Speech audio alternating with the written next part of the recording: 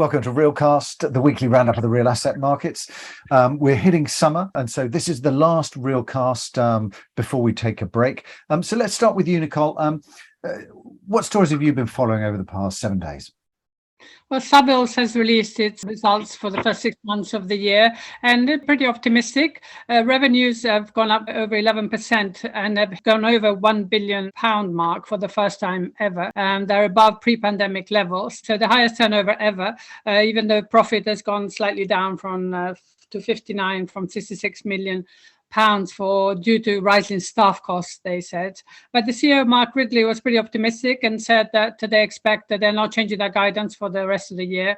They plan on having a good second half of the year as well. And he's saying that global real estate markets are really beginning to adjust to rising interest rates and inflation. So they're getting used to the new normal, as it were. So quite a sort of positive news there. Another story that I followed was on European student housing, which seems to be still very much in demand, not just in the usual suspects of the UK and Germany, but in other countries. And CPP Investments, the Canada Pension Plan Investment Board, which is a huge company, has just announced a further investment of 475 million euros into the sector. Last year, they had started a joint venture partnership with Roundhill Capital, which is a very specialist real estate investor in residential and student housing. And it's gone so well, they've already opened PBSA in new markets like Seville and Portugal, and it's gone so well that they decided to double basically allocations to this joint venture and to expand further in Europe. The managing director, Tom Jackson of CPP Investment, said that they really believe in the potential for the sector, both because the number of both domestic and international students are rising in all the markets they're looking at. So very optimistic on the sector. Great. I mean, there's a lot of focus, isn't there, on that living side. I noticed as well, Deer Capital and Harrison Street, their joint venture, picking up their first BTR assets in Seville, and Aedifica, obviously, in the healthcare side, again, making more investments in the Nordics. Paul, what have you been tracking? The leap from real estate to infrastructure is fairly easy to comprehend when it concerns fixed physical assets, but when CBRE Investment Management took a stake in Norwegian ferry firm in 2019, it looked more like buying into an operational company and a case of sticking its toe in the water. This week, the firm announced that it has acquired Capman Infrastructure's stake in Norwegian ferry and express boat operator Norled, and the company will be the sole owner when the deal completes later this year. CBRE Investment Management has invested in Norled on behalf of a fund that it sponsors, as well as several separate accounts. In 2019, the two each bought a 50% stake in the ferry company, which is one of Norway's 4 leading marine transport companies. It's got a fleet of 41 ferries and 30 express boats.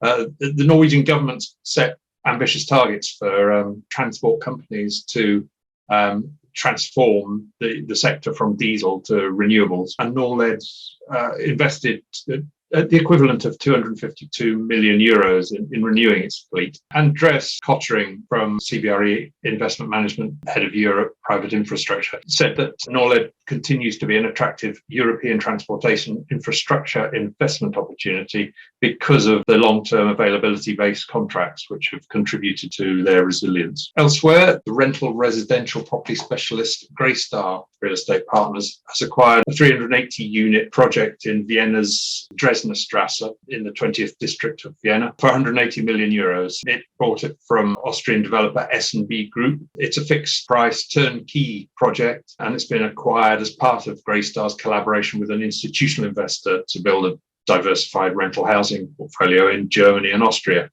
It's pretty big and has 29 upper floors. Greystar's senior managing director, Europe, Mark Olnert, said that the investment helps build a diversified portfolio. The objective is to invest in multifamily in key German and Austrian markets.